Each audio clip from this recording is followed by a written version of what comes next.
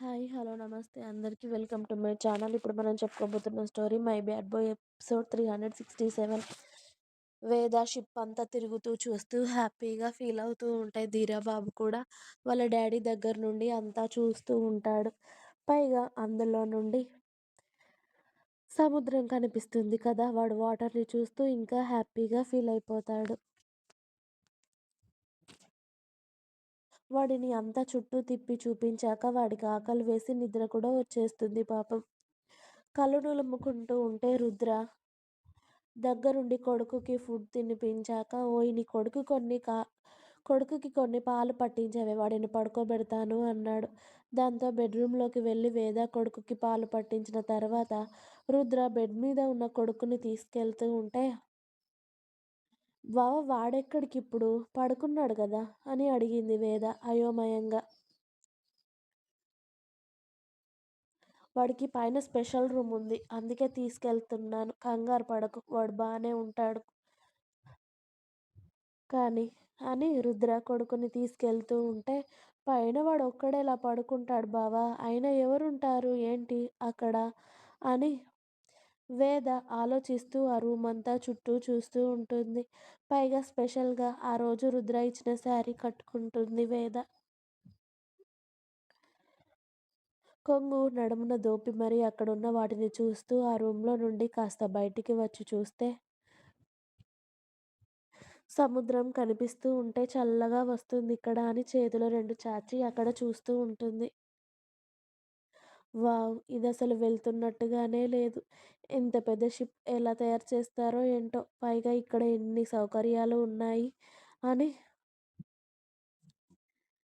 అనుకుంటున్న సమయంలోనే ఇక్కడ రుద్ర కొడుకుని పై ఫ్లోర్లో ఉన్న కిడ్స్ రూమ్లోకి తీసుకువెళ్ళి కొడుకుని చక్కగా ఉయ్యాలలో వేసి అక్కడ ఉన్న సెక్యూరిటీని కొడుకుని చూడమని చెప్పాడు. పైగా ఈసారి వచ్చిన సెక్యూరిటీలో అమ్మాయి కూడా ఉండడంతో ఆ అమ్మాయికి 100 జాగ్రత్తలు చెప్పాడు రుద్ర కొడుకు గురించి. ఒకవేళ వాడు లేస్తే ఏం చేయాలి, వాడు ఏం చేస్తే ఊరుకుంటాడు, వాడు ఏం తింటాడో ఏం చేస్తాడో ప్రతి ఒక్కటి అరగంట పాటు ఆమెతో చర్చించి 5గురిని సెక్యూరిటీని కొడుకు చుట్టూ పెట్టి షిప్పులో ఇంకొక 10 మందిని కాపలా పెట్టి, అంటే ఎవరూ రాకుండా అన్నమాట. అంటే అందులో ఎవరూ లేరులేండి, కానీ మనోడు సెక్యూరిటీ ఉండాలి కదా ఎప్పటికీ, అందుకే. ఇక కొడుకు చుట్టూ సెక్యూరిటీని ఫుల్గా ఫిక్స్ చేశాక మెల్లిగా రుద్ర అప్పుడు షర్ట్ బటన్స్ ఒక్కోటి ఓపెన్ చేస్తూ వేద దగ్గరికి వెళ్ళేసరికి వేద రూమ్లోనే ఉండదు. దక్ష అని వాష్రూమ్లో ఉందేమో అని పిలిచాడు. ఇక్కడున్నాను బావా అని బయట నుండి పిలవడంతో రుద్ర కూడా షర్టు విప్పేసి మెల్లిగా వేద దగ్గరికి వెళ్ళేసరికి ఆ గాలికి ఆమె చీర కొంగు అలాగే ఆమె హెయిర్ ఎగురుతూ ఉంటే, అక్కడ ఆ పోజ్లో ఆమె అందంగా కనిపిస్తూ ఉంటే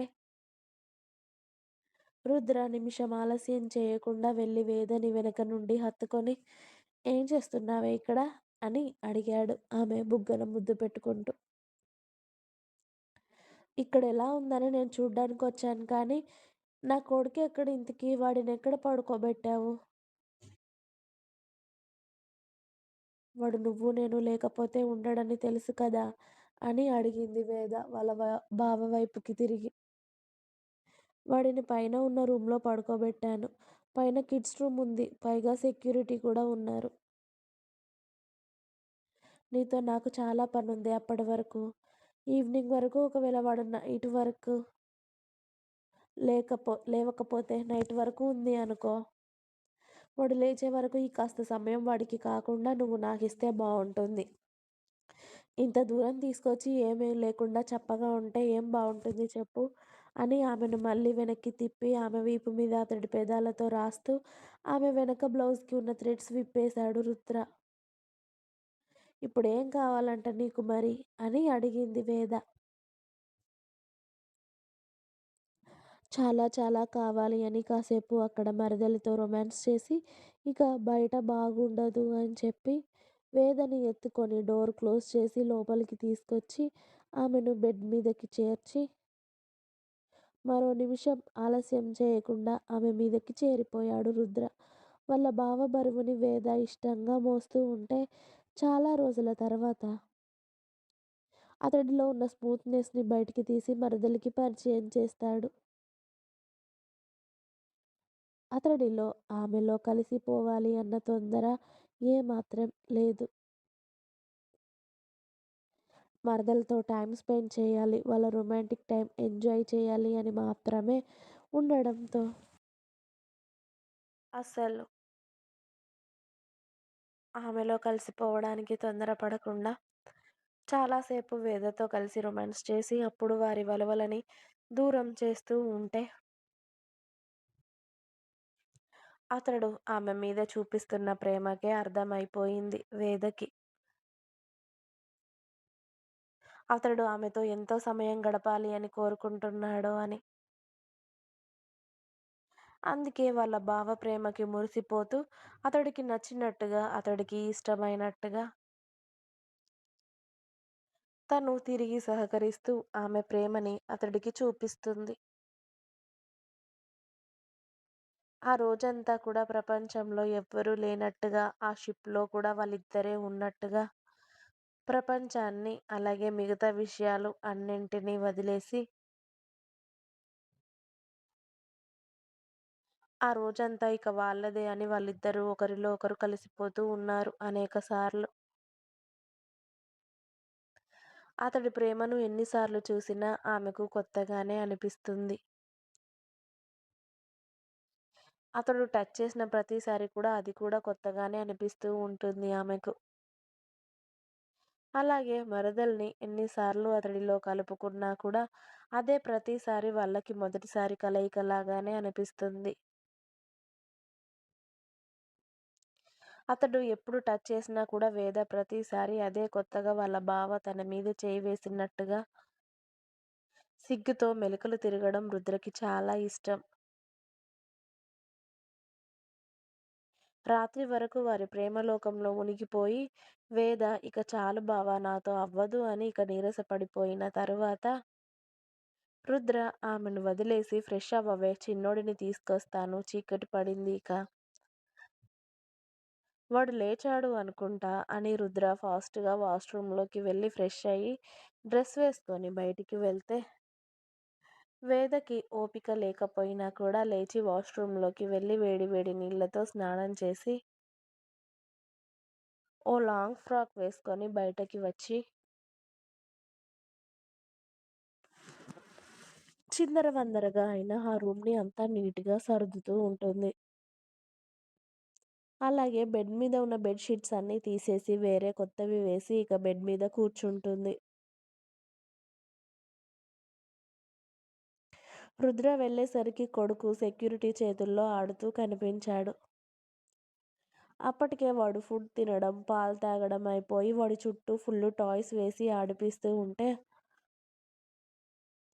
ఒకరి చేతుల్లో నుండి ఇంకొకరి చేతుల్లోకి వెళ్తూ ఆడుతూ వాళ్ళ డాడీ కనిపించగానే డాడీ అని ఎగురుకుంటూ వాళ్ళ డాడీ చేతుల్లో వాలి రుద్ర మెడ చుట్టూ చేతులు వేసి రుద్ర ముక్కుని కొరుకుతూ వాళ్ళ డాడీ బుగ్గలు చప్పరిస్తూ ఇప్పటి వరకు మిమ్మల్ని మిస్ అయ్యాను అన్నట్టుగా వాడి ప్రేమని చూపిస్తూ ఉంటాడు.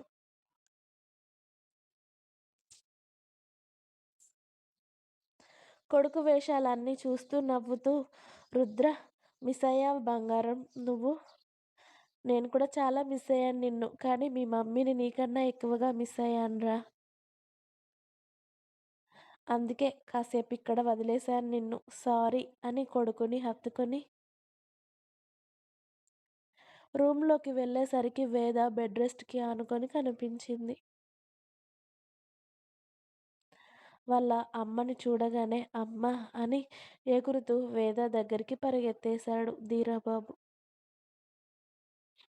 ఇక కొడుకుని చూడగానే ఎక్కడ లేని హుషారు వచ్చేసి వాడిని హత్తుకొని వాడిని మొత్తం ముద్దుల్లో ముంచేసి ఎప్పుడు లేచావే నా బంగారు కొండ, ఏం చేశావు నువ్వు, మమ్మీని మిస్ అయ్యావా అని వేద అడుగుతూ ఉంటే అవును అన్నట్టుగా వాడి చిన్ని తల ఊపుతూ పాలకి వేద మీదకి ఎగబాకుతూ ఉంటే ఆకలవుతుందా నాన్న అని కొడుకుని ఒడిలో వేసుకొని వాడికి పాలు పడుతుంది.